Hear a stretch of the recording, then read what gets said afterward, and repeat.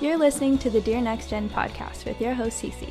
This show is brought to you by Montage. We're all about bridging gaps between generations through events, stories, and conversations about real stuff. Enjoy these candid chats, and don't forget, your younger self would be proud. Hello, and welcome back to, I was going to say, I don't know what to say, the Dear Next Gen podcast, the YouTube channel, and we would like to introduce you to our little bean. Our sweet boy. Our sweet boy. Everybody meet Luca. Luca is, as usual, asleep. Often asleep, as babies are, but even more so, because we'll tell you why in a little while. We'll get into it later. But he is so precious and just so cuddly. Yeah. Just happy to be here. I think it's a bit hot here with the light, so I'm just going to quickly... Hi. Undo the blanket. He's wrapped up like a little green chimichanga. He's always happy to be swaddled and be like he was in the womb. So if you hear little cooing, little awings, little noises. Oh, sorry, baby. It's Luca. It's just our youngest member of the team. There he is. Happy to be here. He's happy to be here, but we'll let him rest in my arms a little bit, and then after I'll put him back over there. He just made a very grand entrance into the world, and I had ideas of what labor could look like. I had ideas of what pregnancy could look like, and if you are in any of those stages, don't have expectations because you just never know. I do think it's really important to learn different things. We had learned a lot of stuff.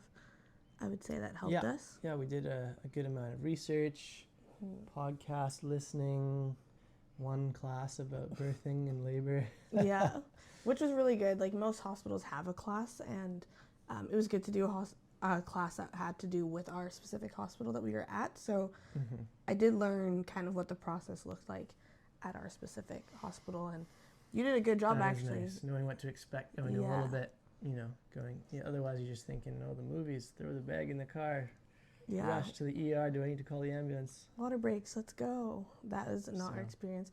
But I was just thinking right now, you asked a question in the class. A lot of people were falling asleep in the class, the other husband, so I'm glad you were awake. You said something about, is there usually a pediatrician, or what happens in an emergency or C-section, or who's present in the room, and then that ended up happening for us, where there was a lot of people present in the room. Yeah. But I knew who was there and why they were there because you had asked before. That's good. So, I don't know if I listened to the answer, but you did, so that was good. I'm just there to ask the questions. No, it was a good class. Okay, so let's go through our birth story because it just feels like a lot to say over and over to people, and I like listening to birth stories. I'll disclaim that it's not. Obviously, look how cute Luca is. He's fine. It is a positive birth story. I wouldn't say it is 100% positive. If you are about to have a baby, you can listen to this if you like hearing all the different aspects that could happen. But if you would prefer to wait until after your baby, this is your chance to not listen to this episode or watch this video. That is totally okay.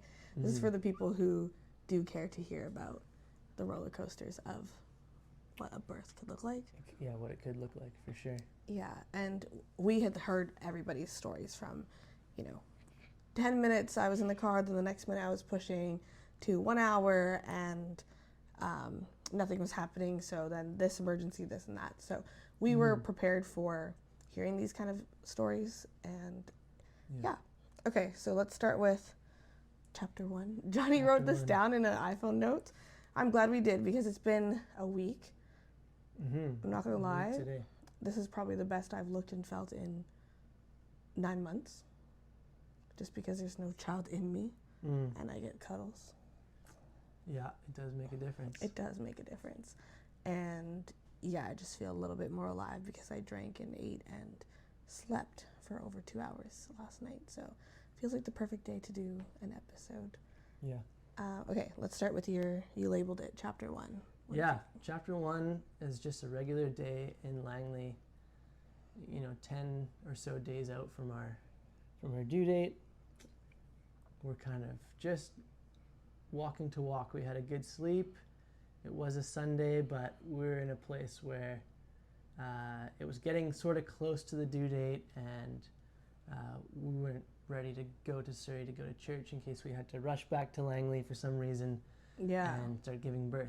Oh my, wait, I'm glad we didn't go. I just realized that. Yeah, it was a Sunday. So yeah, on the weekend, that's kind of where the chapter begins. We were walking to walk, like you said. I was very uncomfortable sitting, standing, sleeping, but we did sleep quite well. Yeah. You had already just started your paternity leave, so we just kept thinking, this is our last date, this is our last weekend. Yeah. But that happened the weekend before. Like everything was potentially our last this, our last that, and for some reason, this day did not feel like it could even be the day, because I had said, let's make a list of different things to do. Looks like I'm not going to be, in labor anytime soon. And we had no plans. So we woke up, we were going to make pancakes, then we didn't. We went to see some friends at a coffee shop. We just knew that they were going to be there because every Sunday they're there, and usually we're not available. So we said, okay, let's go see them. We're just hanging out. We start walking around the park. There's music. You're like, hey, let's go cancel our gym membership. Yeah. Because it's right next door. We just start walking to the gym membership. Like, the amount of people that we talked to and, like, what we did just made no sense for, like, hey, we're about to go into labor in the hospital that night.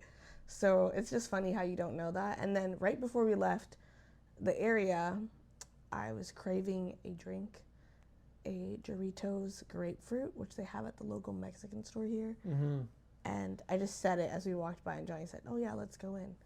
And we went in, and that drink hit the spot. It hit the spot so much that my mucus plug fell out. I could like feel, I was already wearing pads and like a diaper kind of thing then, just in case. And then I was like, oh, I think we need to go home. And it didn't feel like water breaking or anything. It was just not like, at that point. it's like when you get your period and you have a clot. TMI, but that's like what it felt like. Ouch.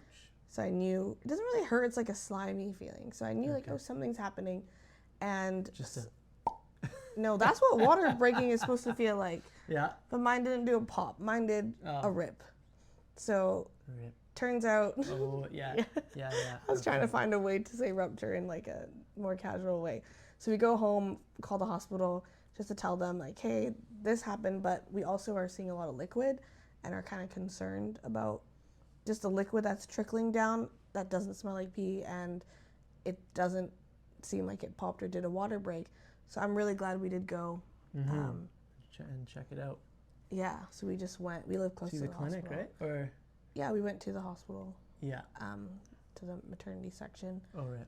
And they said they do this little test, like you bring whatever you were wearing and they just swab it. And they're like, oh, that's amniotic fluid. So that's what Luca was swimming in for the last 9 months. His home all of a sudden became less cozy because it ruptured. And because of that, you have a certain amount of time to get the baby out safely. And I had passed one of those tests where we didn't need antibiotics. So we had a little bit more time than other people. Yeah. If I hadn't passed that, your chances of an infection are really, really high. So they just like, they hook you up to antibiotics right away, an IV. Yeah. You can't really move. And they like basically take the baby out. Induce you, yeah. Yeah, So more than what we did. It probably would have just been like a C-section and you're done. So they told us to come back though, right? Yeah, they said if you feel like it, you could go home, probably become more comfortable. That's what they always say. And I was only dilated at a 2 anyway, so I figured, yeah, I don't have the high chances of getting the infection. Let's go home. And we had fun at home. What did we do? We ordered food. Oh yes, yeah. We ordered food. We watched a movie or something. I think we watched Harry Potter. So. Yeah, probably. We were watching Harry Potter for the first time. I'm watching all of them. And you too? First time? Yeah, I'd only seen the first 2 like you back in the day. So now now we're watching them, which is kind of fun. Yeah, it is fun. Something to do. September. And then we slept quite a bit. And I wasn't feeling that great, but I wasn't feeling like I was going into labor, if that makes sense. Did we nap? Yeah, you napped. Oh, that's right. Because we knew the next morning I would have to go in to get induced. By like 7 a.m. they said. Yeah. They also were like just unsure because they're like, well, it's like up to you. Like you could start now, you can wait later. Because the day just didn't feel like it was going to be when the baby was going to start coming, I was like, yeah, let's go home and relax a bit and come back. And what ended up happening is we came back a couple hours earlier than we were supposed to. Yeah, And I don't know back why. at about just before midnight instead of 7 a.m. Yeah. I don't know why, but that made such a difference because we were able to start getting induced faster than if we had just started at 7. Our time crunch would have been really tight. And thankfully there was a room for us right away. Yeah. They set us up, and we stayed in that room the whole time. Little did we know we'd be like moving into that room for a couple days. I thought I would see the sunrise one time. I thought we'd stay there 24 hours and then go home. Did have a decent view of the parking lot. And the mountains. And the mountains. And it was actually a pretty nice room. The fog Very and nice the trees. Yeah, it was big. It was comfortable. And because I thought we would do like, you know, in movies where you hear stories of people, they labor at home, they have the ball, they get their snacks, they like relax, massage. And induce themselves. Yeah, we did all that at the hospital. So I was in my ideal situation because we got there and I said, Johnny, let's unpack. Like, let's put all the snacks in our spots. Get settled, which we were really grateful we did because we were there the next while. So it was nice to get comfortable, get some music going, eat the food that we had ordered. Yeah, we brought with us. Packed the fridge nicely. Like, I think we thought we overpacked, but it turns out we packed just enough. And we're able to make the ambiance of the room nice. We had our like cozy light. Yeah. And our movies downloaded. Johnny had downloaded all these shows and movies on the iPad, which was very nice to have too. So yeah, chapter 2, we're at the hospital and we're given a couple options of how we could do this. The first option to get baby out would be where you're plugged into an IV and you're monitored nonstop. And because I knew we came early, we figured let's do the other option where you drink a drink and every 2 hours they monitor you. And then you can move still. And you can eat still. Yeah, which was a big... Thank God that we chose to start with that because I would have been so hungry. Yeah, hungry and exhausted, no energy, but... Exactly, and you can't pee, so they would like have put a catheter in earlier. Yeah. I ended up getting one later, but at the beginning, like, it was really nice that I was able to walk and just have these contractions, and we had Emilio's pizza. Was that day? Oh, yeah, that was the first night, yeah, that was good. That was a good meal to have, I think. Or the first... I can't remember. Can't remember what I ate, but it was a blur. And we ate our spaghetti factory reheated that first night. I think the second night we ordered Emilio's. Yeah, okay. The next morning we got some A&W delivered. Yeah. And Krispy Kremes for you. Yep. So yeah, getting the drink induction was good because I actually got to eat and enjoy myself. But again, you don't know what that means. Like, it could just be like, oh, it's going to work really fast or it's going to work really slow. All I knew is it was not going to take 2-3 hours because you drink this drink every 2 hours. So drinking that drink every 2 hours kind of made me like, ooh, and you're tired and we're not really, like, we're just so in our own little bubble in this room. We weren't really checking our phones, doing anything. We weren't really sure what day it was, what time it was. I would like check the clock and be like, oh my gosh, yeah, this nurse is off her shift and the next nurse is coming in. Like, yeah, it went by, would you say it went by slow or fast? The beginning was slow. And then after at the hospital, everything just felt so fast. Like every day was, or every set of hours, they'd be like, we're going to come back in 4 hours. And I'm like, 4 hours? I'm still going to be here in 4 hours? Yeah. And they're like, oh, just you wait. Like, you're going to feel this and that and that.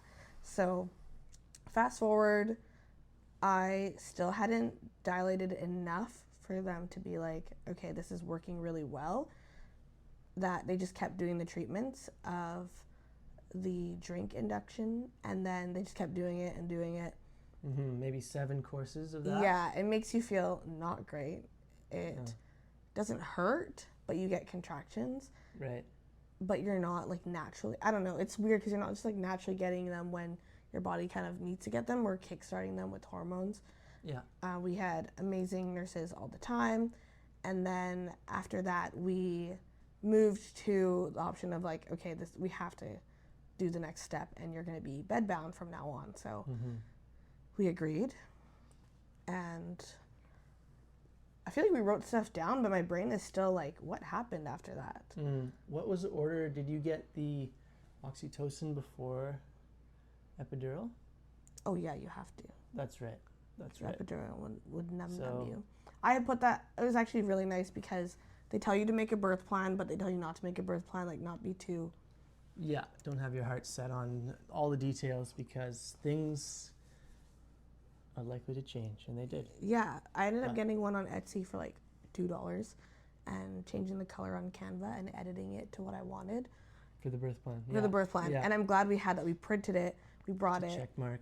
You just check mark stuff. And the doctor, she actually looked by and was like, you know what, I agree with all this stuff. Like, let's do, like, this makes sense for you. And on it, there was a lot of in case of whatever blank, in case of emergency blank. And everything that we checked was actually useful Yeah. for them to look at before. They all knew it before because it was on top of our like chart paperwork that people would have.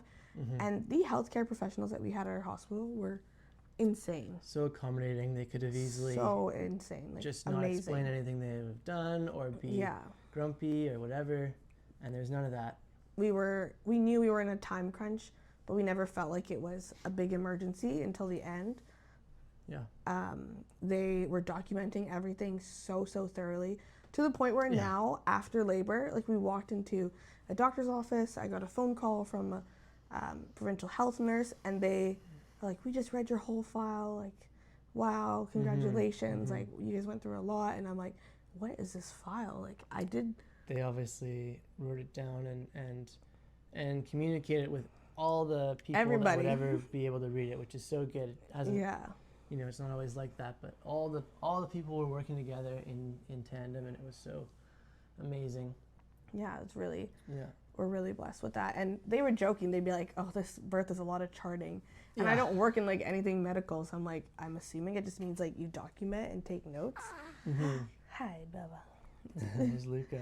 So you document and you take notes. And one nurse, she was so funny because she's like, I'm just trying to avoid charting. Like, let's kickstart your labor with some natural like positions and things that we could do. Get you some gravel. Let's get you some gravel, because I was getting so nauseous. Like the amount of, so I think for a total of 24 hours, I was on different hormones to induce labor. Yes. Which, At least. at least 24 hours, because you would probably pick one of the two options, or you could do a C-section, or you could wait it out. But because I wasn't able to wait it out, Yeah. because there was no amniotic fluid in there, and they were monitoring his heartbeat and my blood pressure and making sure it's not high, there's just too much going on that they had to do something.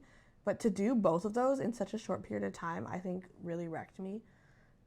Where by the time the oxytocin like really hit, it went from like 0 to 100. I was like, oh, I need to go into labor now. The contractions hit. Yeah, I was like, I need to go into labor now. And they kind of were like, oh, it's probably going to be like another 8 hours. And I was like, 8 hours? Like, I've been in labor for over 24 hours. Yeah, it was very discouraging. And they don't want to check you too often when you have your fluid ruptured, because it could cause an infection. Yeah, because they're like, Essentially.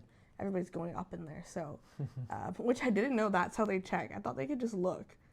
Yeah, no, it's not a visual check. It's not a visual check. And it doesn't seem all. very accurate. But at least they get second opinions and second pairs of hands. People's fingers are just different sizes. So, anyways, it was so interesting because you start to not care. You're like, okay, you do you. Yeah, we're just focused on, get her towards active labor. Yeah, that was the goal, because we were really cutting it close. Like, we passed the 24 hours, we passed the 30 hours or whatever, and it was just crazy. And like I was saying, you literally don't care, because there was a point where they said, okay, we have to put the catheter in, which is to help you pee, like it just drains your bladder. And I had never experienced that before. It was so uncomfortable. Yeah. Like it's just like, picture, they take the pee out of you. And you could have that temporarily, or you could have one constantly in you. And I chose temporarily at first, and then after it was getting too much, like too often we had to do it because we had to make space for baby, that we left it in. And I was like, this is the worst thing ever. And then the next thing would happen, I'd be like, no, this is the worst thing ever. And then I was violently throwing up, and I was like, no, this is the worst thing ever. Every step prepared you for the next part, though. Yeah, maybe. I do have a low pain tolerance, but that was just kind of the reason why we knew we would probably get an epidural.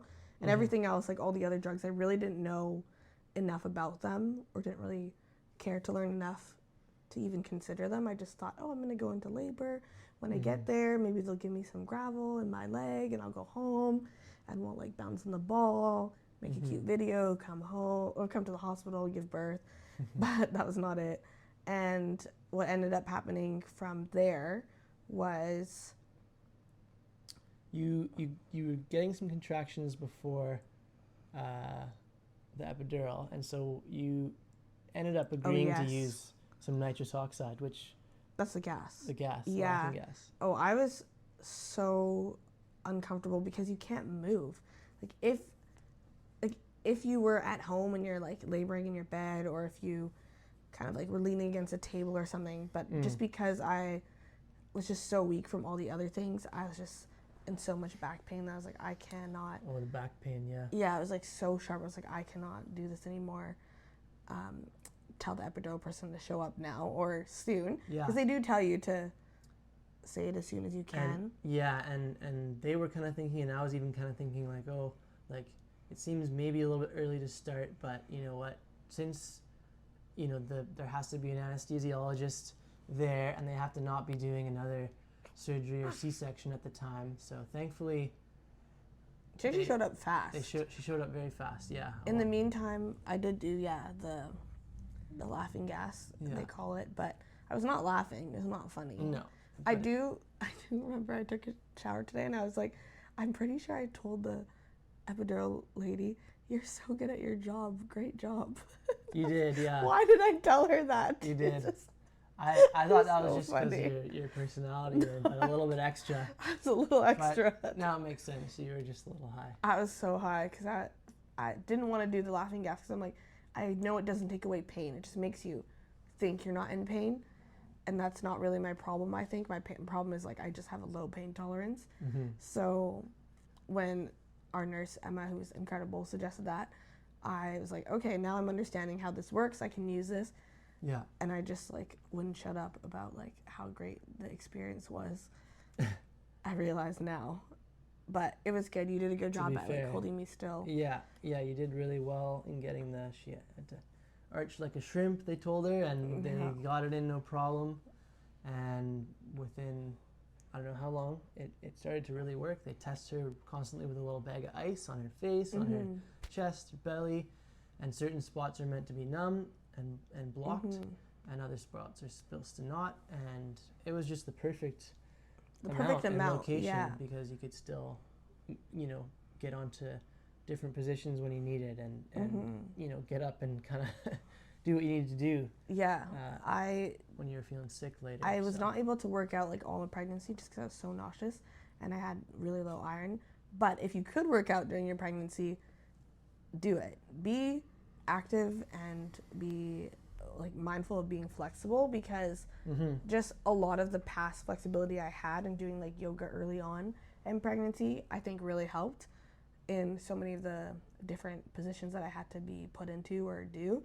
And then arm strength turned out to be really good even with an epidural, because you guys could help me, but I also could like lift myself up when I was really uncomfortable and like do something different and like move around and maneuver myself. And also helped when baby was stuck, which we'll talk about in a second, that I was able to like use my own arm to be like, no, I know something's off, like let me turn over to the side and help make some space here. So be active if you're pregnant, or tell your pregnant friends, like, let's go for a walk, because it all makes a difference to have a little bit of muscle on you.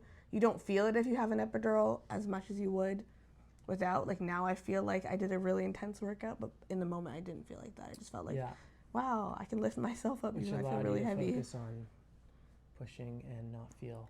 Yeah, some people don't feel the pain, any pressure for pushing, but I did. I don't know where we're like all over the place, but where are we now? Yeah, I think we're kind of still working towards that 10 centimeters, which wasn't till the next morning. Okay, yeah. Right? So unfortunately, it took all night with a really nice nurse watching her chart like a hawk. Yeah, that was so sweet. While we slept. Once the epidural was in me, I was able to sleep, which I've seen lots of videos of, and I was like in and out sleeping. But I also was worried because I was like, why do we have a nurse full time just watching, like just literally watching my baby's heartbeat? And everybody comes in. I guess they could see it in the other space. So yes, at the they front can desk, see the charts come through to the front yeah. desk. So every once in a while, somebody would come in. I'd hear the beeping sound, but I was kind of out of it. Yeah. Someone would come in and they'd be like discussing the chart, and I was like, what is happening with my baby? And the chart would I'm show concerned. the baby's heart rate as well as your contractions. Yes. Which was pretty cool. And like by the time it was like, by a certain point, we couldn't read the charts, but we could tell like, oh, this is a contraction, this is a drop in heart rate, or whatever, or now baby's back to fine, recovering, and yeah, so it's it kind was of good. cool. You're and like, they explained it pretty well to us as well. Just yeah. set us at ease. Just not when we were sleeping. So I was kind of like having a hard time sleeping because my eyes are closed, and I'd be like, why are you all in this room right now? Like, right. But I'm glad you got some rest because you didn't know that it would be a very hands-on experience for you after that. So yeah, we wake up. Someone told me, or one of the doctors left that were really sweet, and I was kind of sad. I'm like, okay, well, Shift change. bye. Like, I'll see you again. We had seen so many shift changes that I was just trying not to get attached to anybody. And it just worked out. Like, God knew who should be in our room at what time, because the lady who did our whole overnight monitoring of your little cutie heart, she was really calming, and she needed kind of a restful task, and she was very thorough and was just so good at like just doing her job of letting people know if there needed to be something, or waking me up if I wasn't doing well. And then when I had a contraction and I would like flinch a little bit in my sleep, she would just check in on me and just say like, do you feel anything? Is it okay?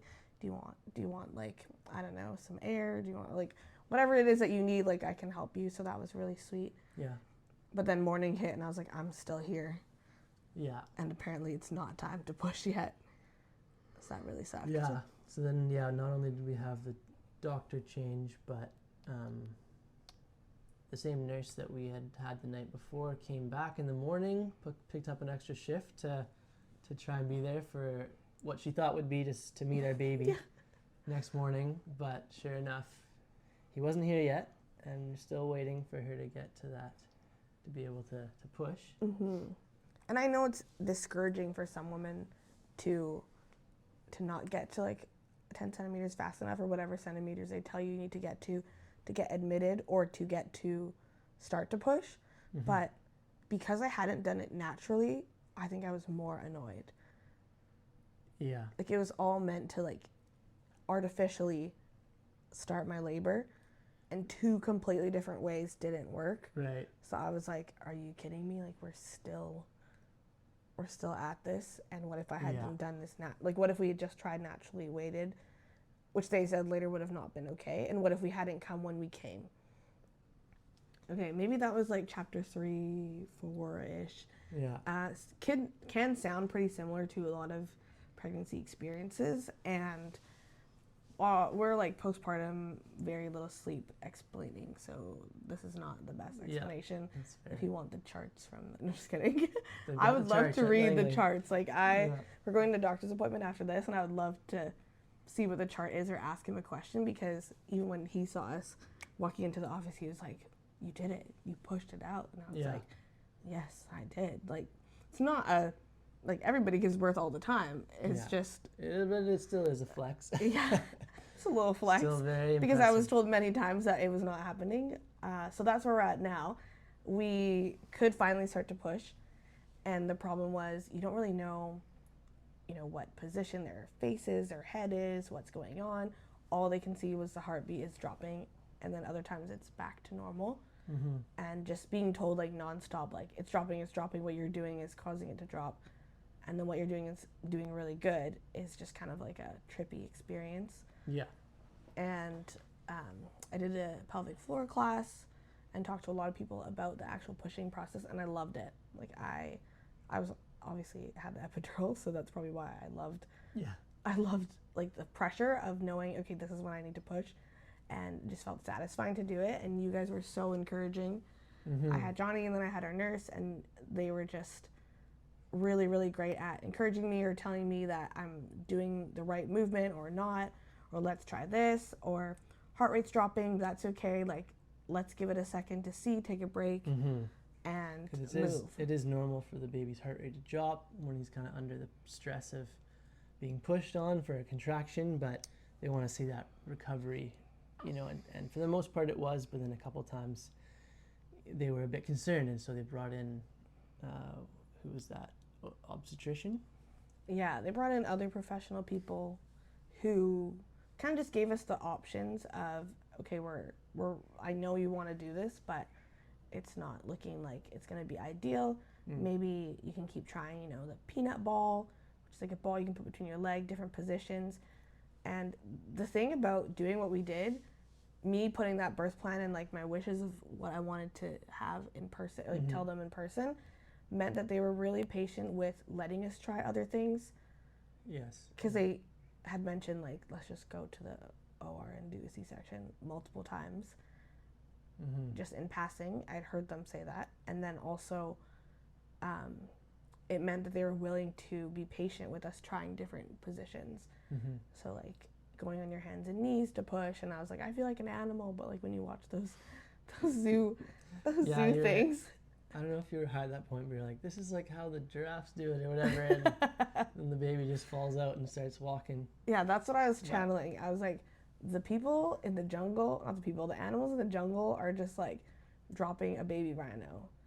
Yeah.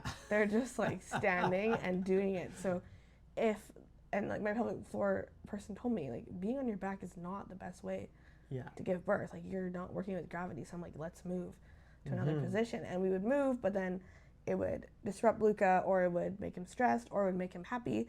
So if it would make him happy, I was motivated, and you guys were cheering me on, so we were doing that. And how long were we there for? Maybe like well, that first section of pushing was a good 2 hours, from 7:30 to about 9:30. Yeah, that's true. Yeah, 7:30 9:30, and then we were told you have an hour. One more hour, because 3 hours is the cutoff if you have if you have your no more fluid in there, amniotic fluid. So they were gonna be willing to give us that amount of time, and that motivated you like nothing else, because we didn't want to have her have to have a C-section if we could avoid it.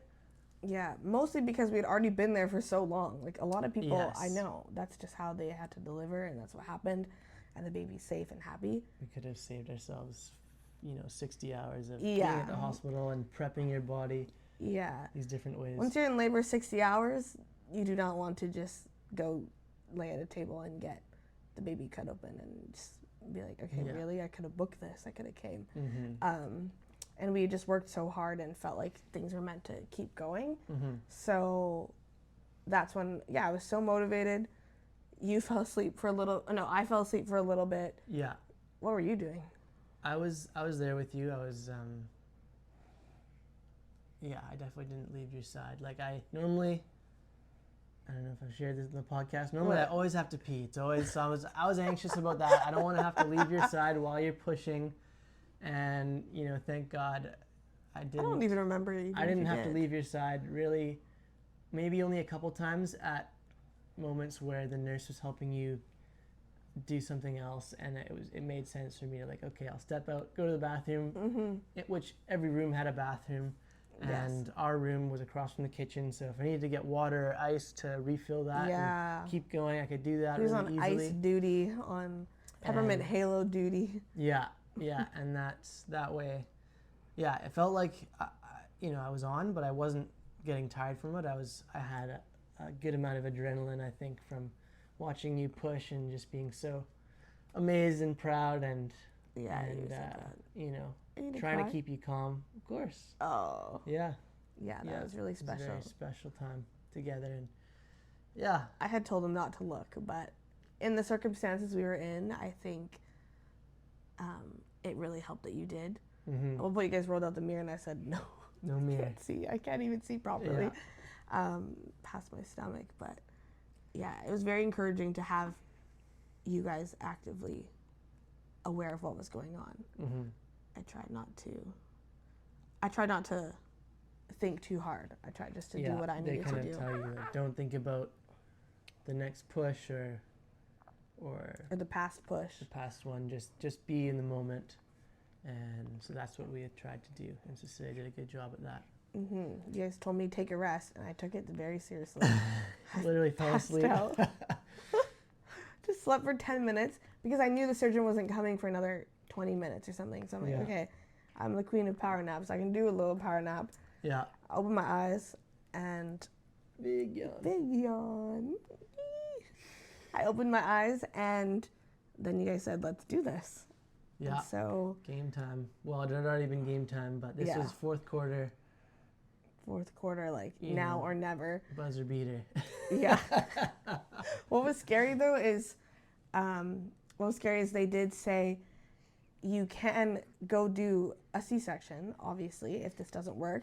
We can try vacuum, which we learned all about, and there's all these other things that they can do to help you with your baby. The problem is you don't know what you need to do until the moment happens. And because we had already pushed for 2 hours and a bit, the information we were given was this C-section is probably not going to be very safe for you or for the baby. So, which is a scary thing to hear. Yeah, and we were just like, oh, I didn't really think of this as an option. I thought the option is if one doesn't work, please choose the other option. Like, you know, so knowing that was scary to make a choice, but I looked at you and you said, I think we can do it. I looked at the nurse, she squeezed my hand too, and she said, I think we can do it. And so we tried. Yeah. And we were also willing to do, we tried, and then it was progressing, but not fully, and then they said, okay, we might have to do the vacuum, but you get 3 chances with the vacuum. And if it doesn't work, we're done. Also, this could damage your baby. Like, there was just, every 5 seconds, there was like a new set of information that I knew about, and I knew the risks, and I knew the information, but I just didn't think that I would be offered every single option. Yeah, there was a lot of things that, a lot of combined tactics to get baby, you know, to coax him out. Yeah, and most people there's like an issue and you gotta, dislodge this, you gotta do this. But like every single one that was on the check mark list that I had to choose, like, what'd you do in case of an emergency? Or they teach you in the course, like, these are to scare you, but it's a 1% thing. I'm like, what is our percentage if we get every single one asked? Like, this will probably happen to you. Yeah. If this doesn't go the way that it's supposed to go. I'm like, okay. Yeah. And then where did we go after that? After that nap, it was like you said, probably 20 minutes until he was born. The worst 20 minutes and best 20 minutes of my entire life, for sure. Yeah. And probably. So did you maybe change positions one more time, or we took out the little bar to stand on? I think just me and the nurse held your feet to push against, and you just... Yeah, and that was scary to me because they were telling me to push when there was like just you in the room. Because people were going in and out, grabbing things, like going to get the it's not always surgeon. Like, there's so much going on that morning. Not always supervised pushing. They're like, yeah, you can totally, if you have a contraction, use it. 3 pushes per contraction. It was like me and Johnny in the room by ourselves or push. Yeah. But because everybody was prepping stuff. Yeah. Because if I had to go to surgery, it would be like right away. So they were just prepping everything. I could see them prepping the tools for the vacuum, for the forceps, for all the stuff. Night before, that one nurse that got you to do the different positions and gave you some gravel had also checked the machine that they plug in, that has the heat lamp, that has the space where they take the baby right after he comes out to make sure he's breathing and the oxygen, everything. Like, she just randomly checked. She's like, this wasn't plugged in. It would have been an extra number of seconds or minutes to figure that out that baby might not have had. I forgot about that. She checked it and she made it like silly. Yeah. And in my head I was like, oh my, like, I feel like we'd be fine. You can just put the baby on my chest, it's fine. Yeah. But then in our case, that was really, really good that happened. And that's how I just know, like, God's little details for everything were just perfect. It was exactly what needed to happen. A little bit extra, but I mean, that's just kind of our lives. It's just a little bit extra. So I went against her wishes a little bit just to sneak a peek at baby, because I heard the nurse saying I can start to see his head, and I'm like, I've got to see this. Like, I wasn't grossed out. I wasn't, normally some things make me queasy, but this was more just spectacular and beautiful than anything. And so, sure enough, I started to see this little head coming out, and the top here, and they're like, yeah, that's not his skull. That's just the squished part of his head. He's gonna have a cone head. Like, just be prepared for that. And we're like, okay, doesn't matter. Whatever. That these things happen with babies. Their skulls, take shape after birth, which is fine. But yeah, I don't know how many pushes it was, but you or how long it was, but within that next 20 minutes, you guys just kept saying like, yeah. Did you see that? Yeah. Yeah, they just kept saying like, yes, you got this. Like, keep going. It's there. Like, it's happening. And that was motivating. Again, I can't see anything. All I feel like is like I'm giving a big poop. Yeah. And that's how I knew it was working, because I was feeling that movement. And the only thing that was so painful for me was my back, and the nausea had gone away after the nap. Like, I was just ready to do this, and I felt like we weren't progressing anymore. Like, I was pushing, and I also could tell there was stress, like, in the room all of a sudden. They start to think, well, do we have to use vacuum, forceps, rush to emergency C-section? Yeah, and they weren't there yet because nobody thought I was gonna push the baby out. Yeah. So I hear the like bing, bing, bing, like the button being pushed, and everybody's running in, and I heard 2 or 3 of the doctors go, I didn't think this is why you called us in here. Yeah. Like, there would be a head sticking out. They thought, like, we're going to grab, I don't know, we're going to wheel her out somewhere else. And, like, they're dressed ready to do that. And how did you know after something was wrong? I don't know. Just, well, they had said, like, he's a little bit stuck. And then later on, it had been a while since his head was out. And then they're like, yeah, his shoulder's stuck. And then yeah, that's when the room filled up really, things really ramped fast. up pretty quickly after that, and because I guess he didn't have the fluid to swim in, and his shoulder was. Didn't want him to get doesn't even have a injured. big shoulder. He's only 6.99 pounds. Okay, but he I is don't know. He You're is a a wiggly mover, boy. so he might have just wiggled himself into a weird position, got stuck on your pelvic bone or something. They might have said. Yeah. But for whatever reason, they needed this special ops nurse that was visiting from another unit that was able to jump on your tummy and kind of manipulate get his shoulder turned. It was so painful, like, because that was not like, I don't know, just the pressures of different spots, and like me knowing like this is the baby's like feet, and they're like yanking that out. Yeah. But they got one hand out easily. I think his left. Oh yeah. So this is how baby came out. Head out first. Head stuck and for then 4 minutes. They managed to wiggle out his left arm. Power to the people, and then he was stuck, and then like, hey, we got to get this done. Then the emergency, the nurses come. These all 2 doctors to get him out. Put their hands in. Again, I don't feel anything. For you to push while that was happening, right? I think. Yeah. So I was told like very specific pushing. Strategic. While they were doing this stuff, and they're incredible because they didn't say anything. Only after they told me. Yes. What was happening, they just said like these keywords that I had heard from the pelvic floor lady, and that's how I knew like, okay, get into position. They're about to push my legs in and out. Right. Again, this was another thing that she said, I'm not trying to scare you. This is a 1% chance out of like 100 pregnancies that this needs to happen. And I'm like, of course, this happens also to us. Yeah. And yeah, so they start doing that like with my legs, like you and the nurse. Did you do it too? Yeah, so me and the nurse I was like looking at the baby, and they're like, hey, dad, like, and I'm like, oh, I'm dad. And so we just had to pump her legs back and forth, and apparently that didn't do the trick. No, it didn't do what the trick. They wanted, but it was one method that they tried. Yeah, that was the thing, is like that method didn't work. Her putting her hands in, like trying to flip, turn the baby's shoulder didn't work. Like I know sometimes it's like break shoulders and things. I'm glad they didn't have to do that. Thankfully not. They just tried so many things in there all at once.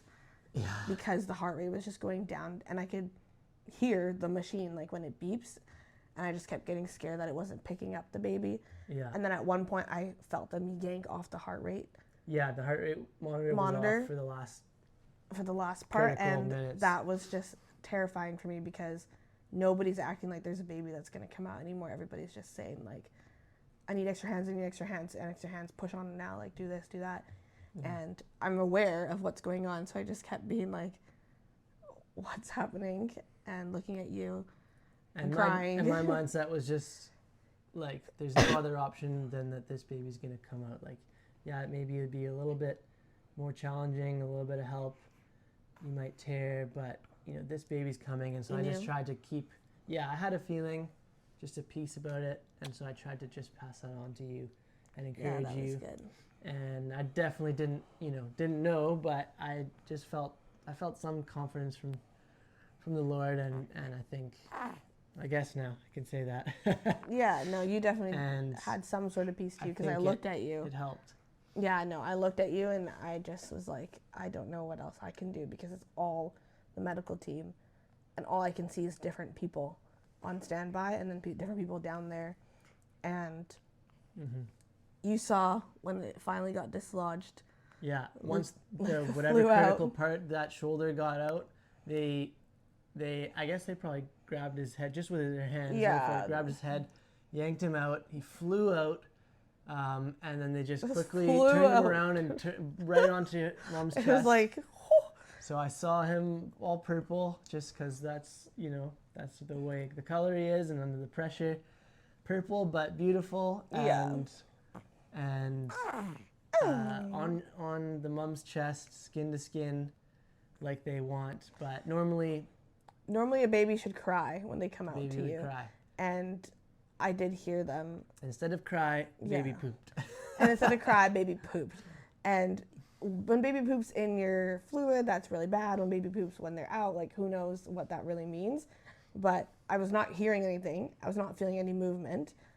And nobody was acting like, you did it, or... Yeah, there was not that sigh of relief.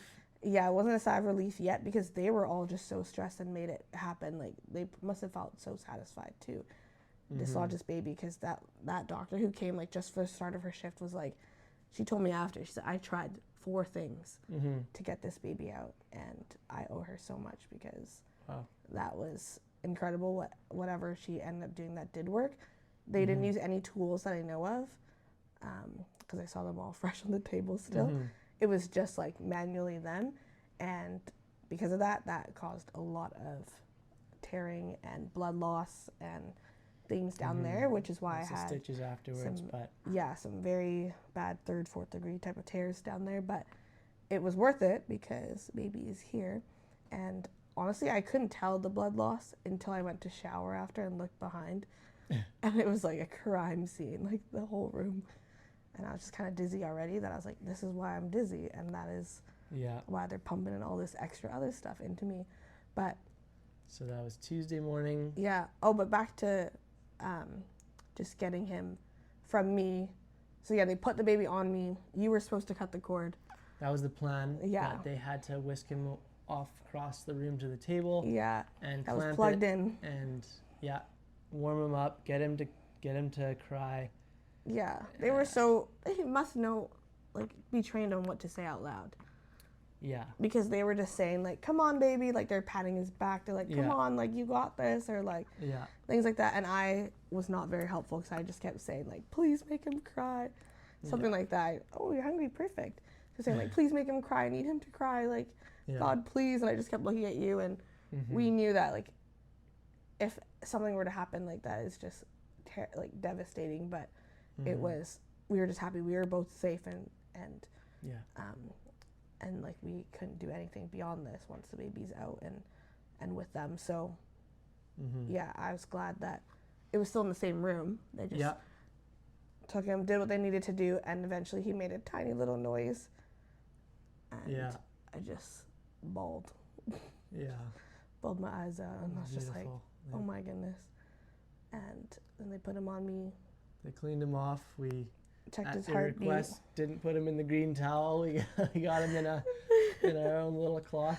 70 hours or whatever of labor, and I still remembered that I hate the neon green towel. I was yeah, for whatever reason, that's the hospital one of choice. It's kind of scratchy, but I guess it does the trick for warming them up. He ended up liking that towel after. I was like, please, baby, why? So we double wrapped him. Yeah, so anyways, like, it's very hard to explain just how traumatic it kind of was, because it was the end of it that really pushed us, I would say. The beginning of it was just, it's slow, it's long. We went through, like, way more of the different options than maybe other people would go through, and I think going into labor next time, if that were to happen for us, I feel so confident that it will not be the same story. Yeah. And I would love to try to push again a baby and experience that again. But I'm happy right now. And we're safe. And that's right. He was bruised and like, his little cone head and had a little arm injury. And I could just see like some of the scars and some of the trauma that he had to go through physically. And I feel so bad, obviously, as a mom to be like, I did that to you, but that's not really how it is. Like, I couldn't control it. No. And everything that I went through, turns out, wasn't even from, like, my own pushing, or wasn't even really from just, like, anything we could have planned. A lot of the recovery that I have to do is, I can't believe you've been in here the whole time. A lot very of it, content, so very content. sleepy boy. Yeah, just happy to be with mom or dad. But a lot of the stuff that we went through, I don't remember what I was trying to say.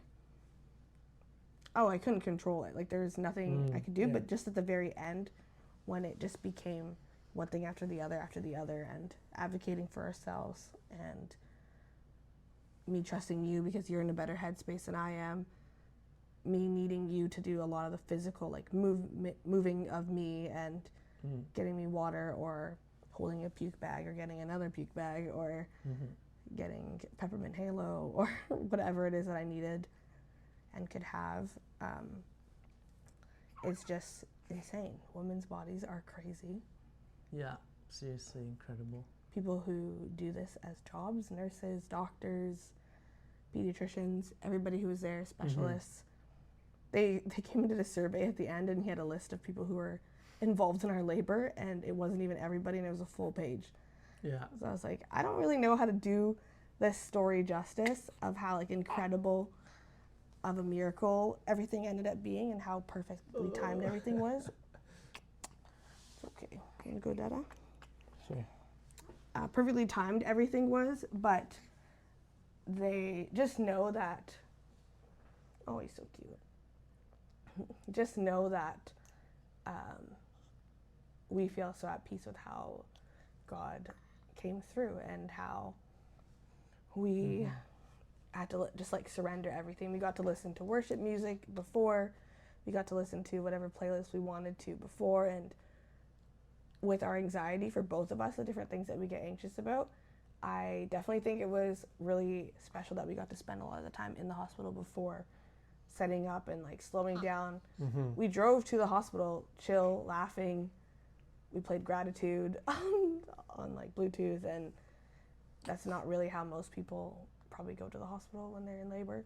Yeah. It's probably more intense and stressful, but for us that was our story. And again, I'm just so grateful because we couldn't have, I don't know, done that on our own. We couldn't have known what would need to be happen, or what day he was going to be born. We kept guessing his birthday, and it was not happening. And it was just so precious to see him out and happy. Yeah. And now he has some baby jaundice, so we're just dealing with that. Taking care of that. But His, there he is, saying hello. say hi.